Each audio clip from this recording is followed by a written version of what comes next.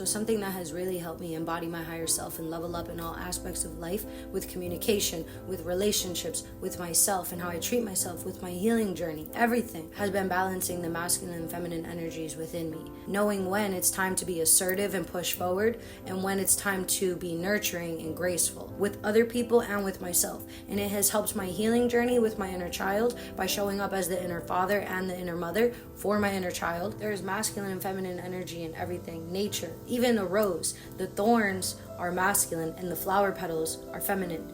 A river, the water is feminine and the rocks underneath the water are masculine. So we all have masculine and feminine traits inside of us. You do have your core energy that you feel the most comfortable and familiar and sexy and alive in, but there's a lot of value in balancing both. It will enhance your networking, and it will enhance the way you treat yourself and the way that you handle this journey that you're on, and the way that you show up, knowing when to flow into a more open state and when it's time to pull back. It will increase your confidence and your sense of self-worth when you know that you can balance it out and pull each side out when needed. Like when you're working on your business or your goals, you'll know, okay, let me push a little bit more. But then you'll also know when it's time to take a rest or show yourself grace. Being masculine with yourself is, hey, let me get my shit together. Let me look in the mirror and take ownership and take responsibility for my limiting beliefs. Let me take responsibility for the boundaries that I need to set to protect my feminine, to protect that inner child. You can look at it like the masculine protecting the feminine, or you can look at it like the inner parent protecting the inner child. But it's about being aware of which energy that you're in, which state you're in,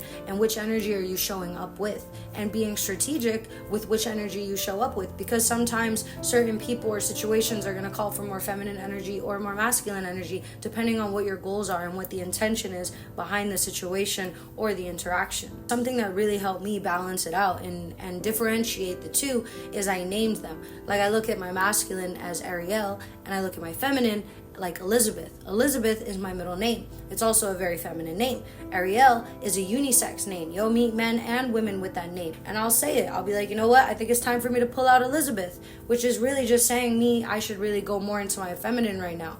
So it just depends on the situation, but knowing and having that awareness and being able to dance between the two has been instrumental in my life, in my journey, and in my growth. And in every single situation that I'm in, every single relationship has been enhanced, it has been amplified, because I'm showing up better. There was times when I was showing up too hardcore, and there was times when I was being too graceful. It's like allowing yourself to frolic, but knowing when to pull yourself back in. Knowing when it's time to give someone a hug and when it's time to give someone a lecture. And that goes for somebody else and for yourself. This is also going to help the energetics of your relationship or any partnerships that you have.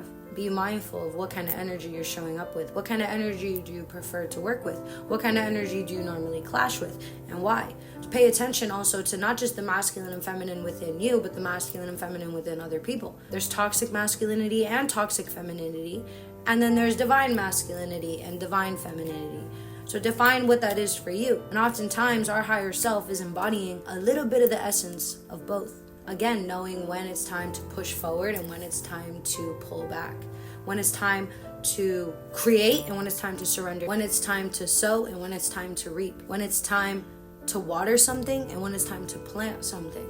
The masculine plants things and the feminine waters it. The feminine in you might come up with new creations, new ideas. The masculine in you is the one that goes and produces it and goes and does it. The feminine is the one that draws out this vision of a beautiful life. The masculine is the one that says, well, these are the actionable steps that I need to take to get there. So that's why when you can balance both, you are going to go further, faster, and you're going to feel better doing it. Because if you push yourself too far into one or the other, then there's an imbalance within yourself and within your relationships. Knowing when to switch between the two and giving yourself space and time to feed each bucket.